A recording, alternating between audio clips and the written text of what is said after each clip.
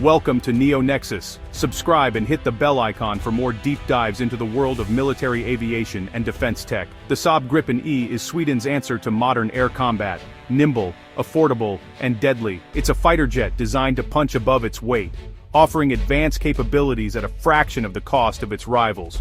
Built for the unpredictable, the Gripen E can launch from short, damaged highways and improvised runways, making it perfect for Sweden's rugged landscape and rapid response tactics.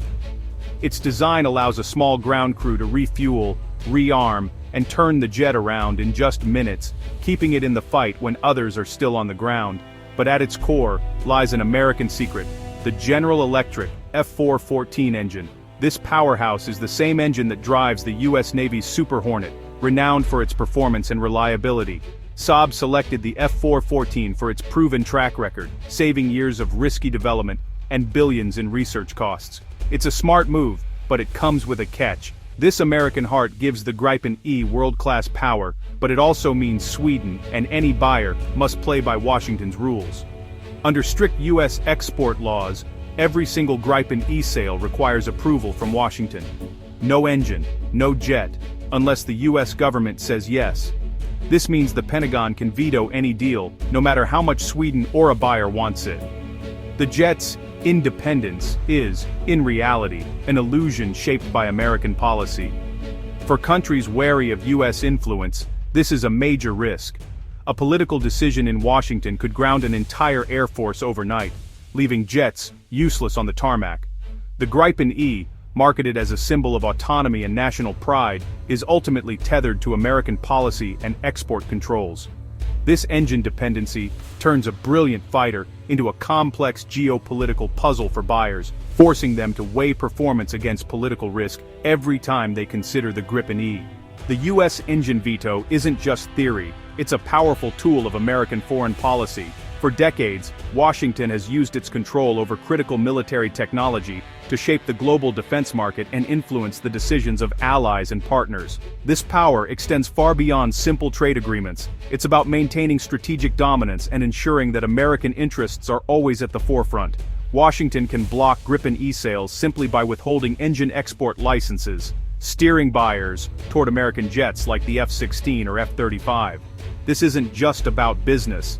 It's about keeping key military capabilities within the U.S. sphere of influence. By controlling who gets access to advanced engines, the U.S. can shape alliances and even the balance of power in entire regions.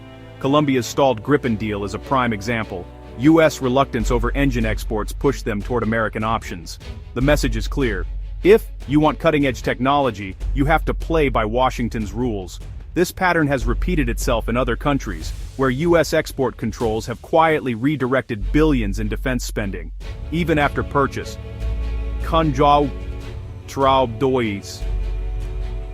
depend on the U.S. for engine parts and software, giving Washington long-term leverage. This dependency means that at any moment the U.S. can slow or halt support, effectively grounding fleets or limiting operational readiness. In a crisis, the U.S. could ground an entire fleet by cutting off support. This isn't just a hypothetical scenario. It's a real risk that defense planners must consider when choosing their next-generation aircraft. This dependency is a strategic vulnerability for any nation seeking true autonomy. It forces countries to weigh the benefits of American technology against the risk of losing control over their own defense assets. Saab, despite its engineering, is limited by the American engine.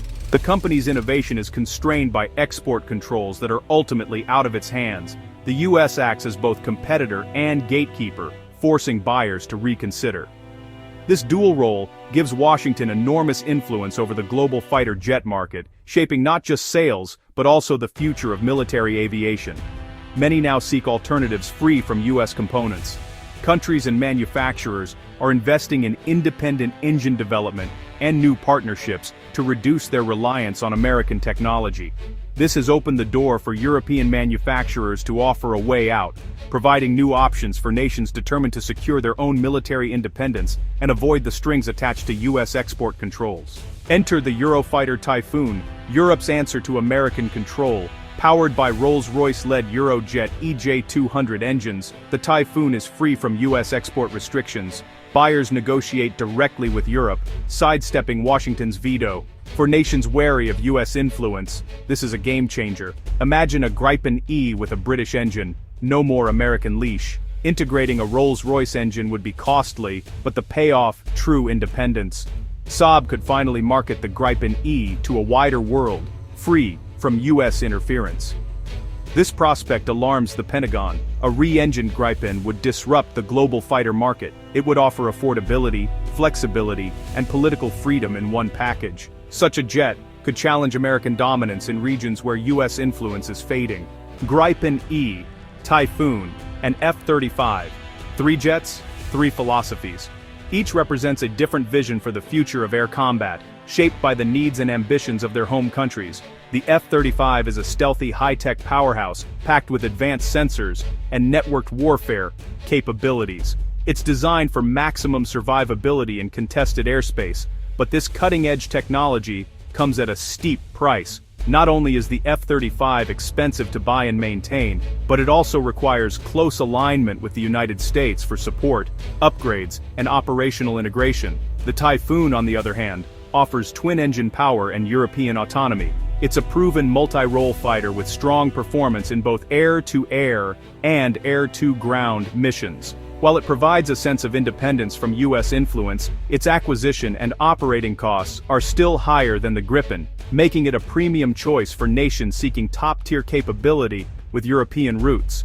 The Gripen E is the pragmatist's choice, affordable, easy to maintain, and highly flexible. It's designed for rapid turnaround and can be operated by smaller air forces with limited resources.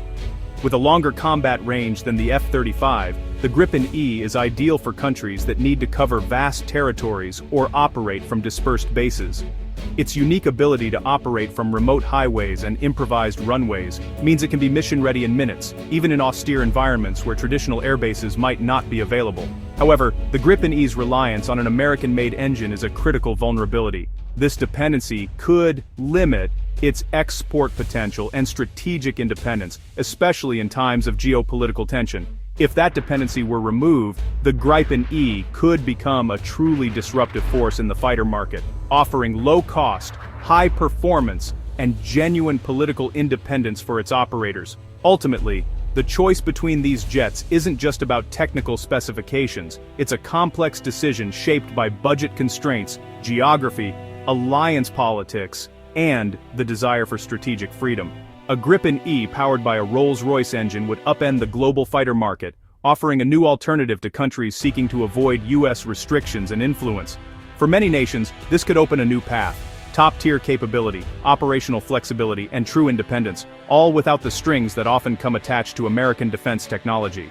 Canada's fighter dilemma shows this drama in action. After agreeing to buy 88 F-35s, US-Canada relations soured, and costs soared by 40%. Facing budget shocks and political uncertainty, Canada reconsidered. Suddenly the Gripen E was back in play. The Gripen's lower price and longer range fit Canada's vast geography and existing refueling fleet. But the American engine remained a sticking point. What if Washington withheld support? A Rolls-Royce-powered Gripen would solve Canada's problem overnight. Affordable, long-range, and free from US veto. It would let Canada chart its own defense course, independent of US politics. This idea is deeply unsettling for the Pentagon. For Canada, it's a chance to escape a costly, politically fraught F-35 deal. For Saab, it's a shot at a major breakthrough.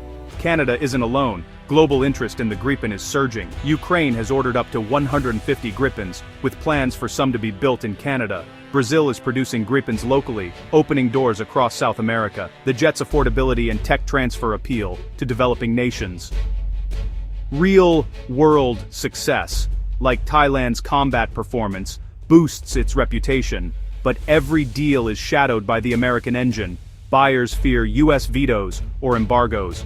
A Rolls-Royce-powered Gripen would unleash global demand, creating a true alternative to US air power. Bombardier, Canada's aerospace giant, is caught in the crossfire. It supplies parts for the F-35 and has major US defense contracts. Scrapping the F-35 risks these ties. Yet, Bombardier could also build Gripens for Ukraine, promising jobs and a new production line. The company's fate is tied to Canada's strategic choice, US loyalty or European independence. There's also the single-engine debate. Canada's vast, icy terrain favors twin-engine jets for safety. Gripen proponents argue modern engines are reliable, but the risk, however small, is hard to ignore. This debate complicates Canada's decision, weighing cost and autonomy against operational safety. The outcome will shape Bombardier's future and Canada's defense posture. A Rolls-Royce powered Gripen E would be a nightmare for the Pentagon. The US uses fighter sales to lock allies into its orbit, maintaining control over their defense policies. A truly independent Gripen would break this system, letting nations build air power outside US oversight.